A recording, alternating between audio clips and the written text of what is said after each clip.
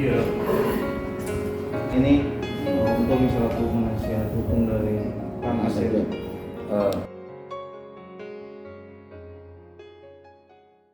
Klien saya melakukan pernyataan pers waktu itu klien saya hilaf dan keliru.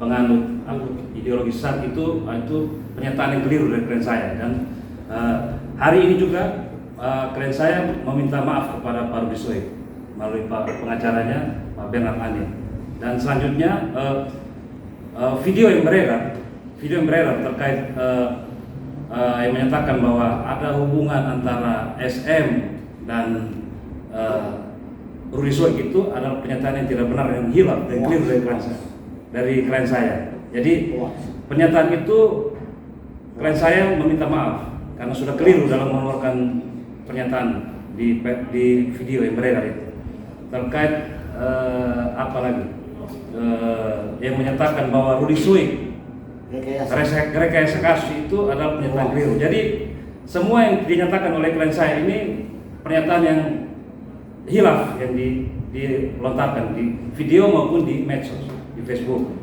Jadi pada hari ini dan sudah komunikasi dengan Pak Rudi Soe dan pengacaranya Pak Bernard Anin, klien saya minta maaf yang sebesar-besarnya kepada Pak Rudi Soe. Jadi terkait pemberitaan yang berita video yang sudah diedarkan itu adalah video yang keliru, yang tidak benar. Jadi begitu. Pak, ini kan ada dua video, Pak. Ya. Awalnya video Kang Asep di kursi sofa, Ya. yang kedua duduk di rumahnya Kang Asep kalau tidak salah. Itu bisa ceritakan kronologis video ini. Ya. Bagaimana? Baik. Ya. Terkait video itu, makanya saya sempat agak tegur klien saya. Artinya klien saya ini orang yang mudah dimanfaatkan. Jadi video-video yang beredar itu adalah video-video yang artinya yang ada oknum-oknum yang memanfaatkan klien saya itu untuk membuat suatu pernyataan yang keliru begitu.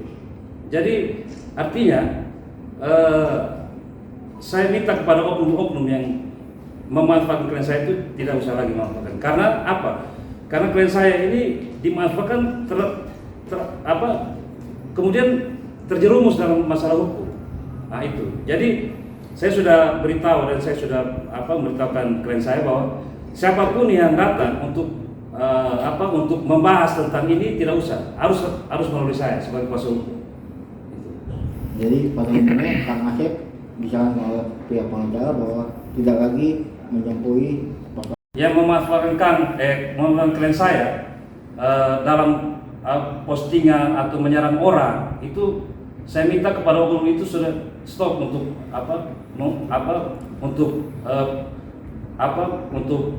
memanfaatkan klien saya. Mungkin ada tanggapan dari pengacaranya Pak Rudi Soe. Bang. Dari substansi pembicaraan yang dilakukan oleh Bang Kang Asep itu termasuk materi-materi yang berat. Dalam konteks ini tuduhan-tuduhan yang lumayan berat. Apa motivasi yang timbul dari klien Bapak sehingga hal tersebut dapat dilontarkan kepada sebuah platform media? Kemudian apakah itu dilakukan dengan kondisi sadar atau gimana? Baik. Terkait motivasi itu, klien saya ini saya paling tahu dia. Tidak ada motivasi apa-apa selain satu, pemanfaatan. Jadi klien saya ini sering dimanfaatkan. Setelah kemudian klien saya terjerumus dengan masalah hukum. Jadi saya beritahu terkait motivasi itu tidak ada, tapi dimanfaatkan itu saja. Oleh oknum-oknum yang ketika klien saya sudah terkena masalah hukum, berarti mereka sudah lepas tangan dan klien saya harus bertanggung jawab di masalah hukum ini. Gitu. Jadi tidak ada motivasi, klien saya juga tidak ada hubungan dengan ini. Artinya bukan motivasi tapi dimanfaatkan klien saya.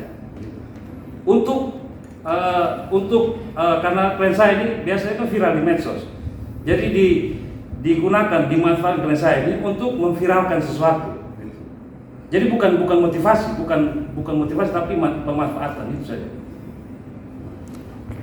Memanfaatkan klien saya minta stop. Mungkin inisialnya bisa disampaikan. Pokoknya semua oknum, kita tidak perlu sebut inisial, Untuk kedepannya bisa, karena ini kalau orang bilang kalau medsos ini jarimu adalah harimau. Ya, artinya saya sudah beberapa hari lalu saya sudah memberikan pesan, artinya pesan kepada klien saya terkait postingan-postingan yang di medsos itu, ya tadi seperti Pak Warga bilang, jarimu adalah harimaumu. Jadi pergunakan medsos itu dengan baik dan benar.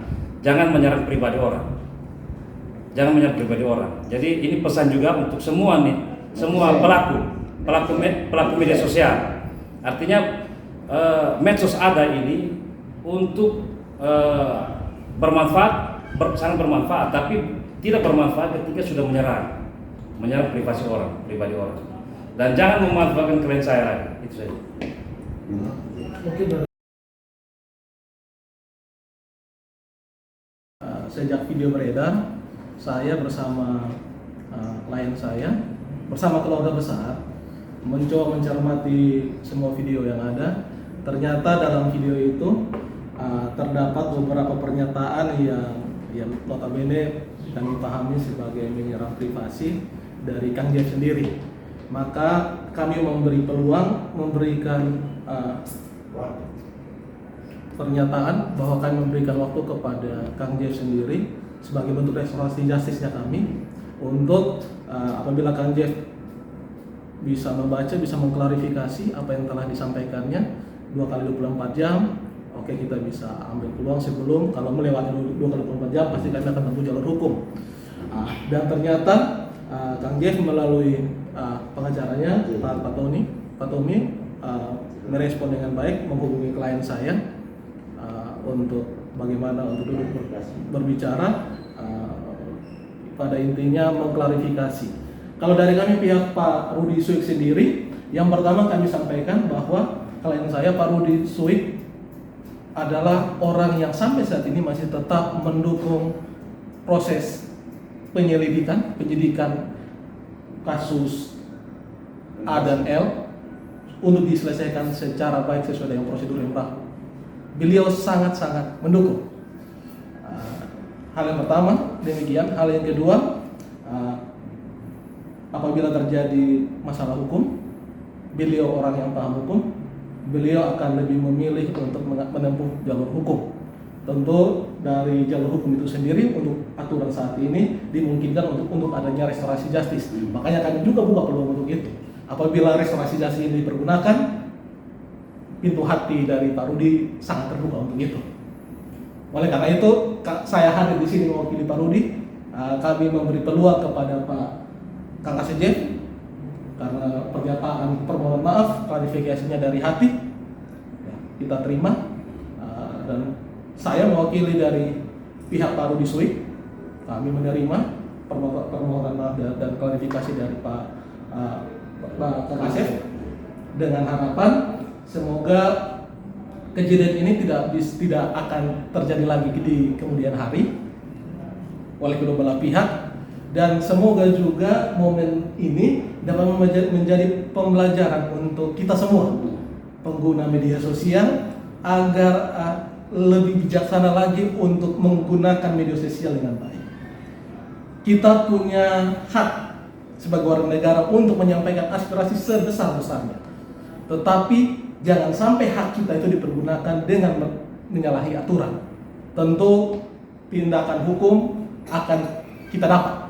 Seperti itu. Mungkin pembelajaran dari momentum malam hari ini, mari kita berbijaksana bermedsos, jangan menyerang pribadi atas nama kebebasan.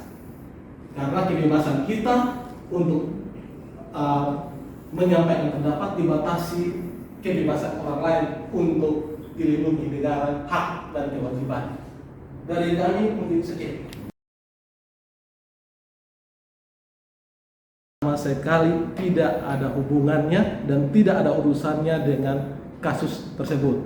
Ada isu yang berkembang bahwa ada rekayasa dan lain sebagainya, itu tidak benar. Pak Rudisek sama sekali tidak terlibat dengan kasus itu. Ada isu yang berkembang kedua bahwa ada hubungan dengan SM. Pak Rudisek tidak kenal yang namanya SM, tidak pernah bertemu. Jadi semua sangkalan itu tidak benar. Pernyataan yang ketiga bahwa pengadut ideologi sesat, Pak Rudisek sampai saat ini masih aparat penegak hukum aktif. Beliau dengan begitu gagah masih tetap untuk membela NKRI. Itu juga tidak benar. Mungkin ada tambahan dari Mungkin tambahan sedikit. Banyak yang menelpon klien saya terkait menanyakan tentang kasus-kasus PNKC ini. Jadi saya tegaskan kepada semua teman-teman yang teman-temannya klien saya ini. Jadi cukup sudah telepon klien saya menanyakan, karena klien saya ini bukan aparat penegak hukum. Jadi kalau mau menanyakan itu ada di penyidik, ada di kejaksaan. Karena tahapan-tahapan proses hukum ini ada di kewenangannya penyidik dan kejaksaan. Jadi jangan lagi tanya tentang kasus ini dan jangan lagi manfaatkan klien saya untuk kepentingan oknum atau golongan-golongan tertentu. Itu yang saya tegaskan. Jadi jangan manfaatkan klien saya. Dan terakhir saya pertegas lagi, klien saya memohon maaf yang sebesar-besarnya kepada Rudisoi, dan hari ini kita langsung klarifikasi dan itu.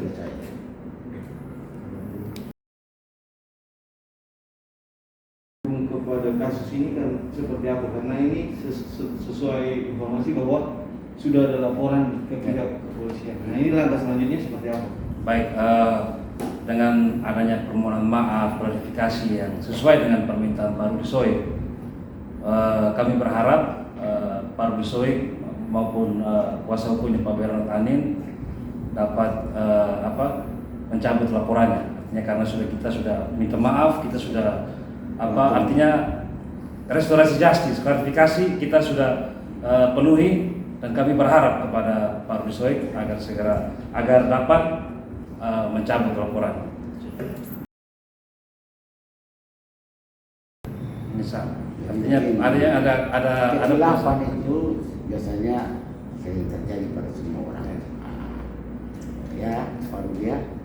Jadi itu juga bagian dari kekhilafan. Maka kekhilafan ini kita klarifikasi saat ini agar jangan sampai kekhilafan ini berkembang terus menjadi bola liar, sehingga yang terjadi perang opini di dalam media sosial bikin rusak ini sistem hukum. Jadi saya harap dengan demikian berakhirlah sudah masalah. Tidak ada lagi A, B, C, D dan yang lain mencari panggung untuk memanfaatkan ini masalah, mencari popularitas karena ini ada hubungannya dengan politik. Ya toh? Oke. Nah, kalau gitu ya tinggal kalau kita bicara kalau timur selesai. Apakah pernyataan ini juga selain disampaikan kepada Pak Rudisoi juga kepada keluarga Pak Rudisoi? Keluarga juga ikut.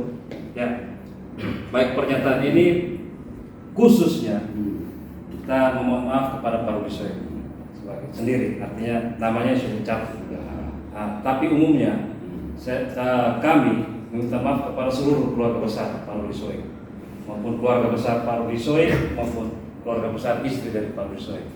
Nah itu, jadi kekhilafan yang sudah klien saya buat ini, kami memohon maaf sebesar-besarnya kepada Pak Rudisoi sendiri maupun dengan seluruh keluarga besar dari Pak Rudisoi maupun istri Pak Rudisoi. Ada yang mau ditambahkan?